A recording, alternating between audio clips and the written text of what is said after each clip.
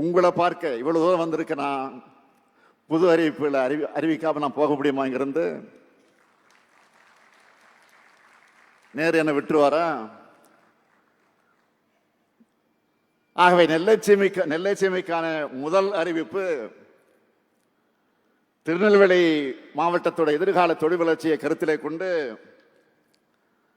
நாங்குநேரி வட்டம் மருங்கால்குறிச்சி மற்றும் திருவரமங்கபுரம் கிராமங்கள்ல 2291 ஏக்கர் பரப்பளவில் புதிய சிப்காட் தொழிற்பூங்கா அமைக்கப்படும்.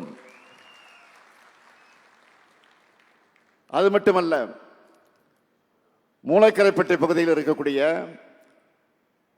1200 ஏக்கர் தரிசு நிலங்கள்ல மேலும் ஒரு புதிய சிப்காட் தொழிற்பூங்கா அமைக்கப்படும். இரண்டாவது அறிவிப்பு, திருநெல்வேலி மாநகரத்தில் மதுரை குமரி சாலையில் பாளையங்கோட்டை பேருந்து நிலையம் மற்றும் எம்ஜிஆர் பேருந்து நிலையம் உடைய குலவணிகர் புறத்தில் இருக்கக்கூடிய ரயில்வே களவு பாதைக்கு மாற்றா புதிய ஒய் வடிவு ரயில்வே மேம்பாலம் 120 கோடி ரூபாய் மதிப்பீட்டில் அமைக்கப்படும். மூன்றாவது அறிவிப்பு, திருநெல்வேலி மாநகராட்சியில் புதிய கழிவுநீர் சுத்திகரிப்பு நிலையம் அமைக்கப்பட்டு அதிலிருந்து சுத்திகரிக்கப்பட்ட நீரை சிப்காட் கங்கை கொண்டான் தொழிற்சாலைகளுக்கும் மற்ற தொழில் பூங்காக்களுக்கும் பயன்படுத்த திட்டம் செயல்படுத்தப்படும். இதன் மூலம் தாமிரபரணி ஆற்றில கழிவுநீர் கலக்கிறத முற்றிலுமாக தடுக்கவும் தொழிற்சாலை தேவைகளுக்கு சுத்திகரிக்கப்பட்ட நீரை பயன்படுத்தவும் வழிவகை ஏற்படும். நாலாவது அறிவிப்பு,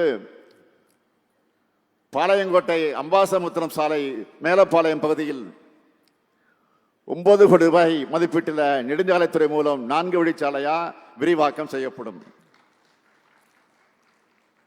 ஐந்தாவது அறிவிப்பு, அம்பாசமுத்திரம் வட்டம் அருள்மிகு பாபநாச சுவாமி திருக்கோயிலுக்கு வர்ற பக்தர்களுக்கு பல்வேறு உள்கட்டமைப்பு வசதிகள் ஏற்படுத்த 5 கோடி ரூபாய் மதிப்பீட்டில் மேம்படுத்தப்படும். ஆறாவது அறிவிப்பு, மீனவ பெண்களோட வாழ்வாதார மேம்பாட்டுக்காக திருநெல்வேலி மாவட்ட கடற்கரை பகுதியில் கடல் பொருட்கள் மதிப்பு கூட்டல் மையம் மற்றும் உற்பத்தியாளர் நிறுவனம் 3 கோடி ரூபாய் மதிப்பீட்டில் உருவாக்கப்படும். நான் இப்ப அறிவித்த திட்டங்களுக்கெல்லாம் விரைவில் அரசாணை வெளியிடப்பட்டு பணிகள் தொடங்கும்.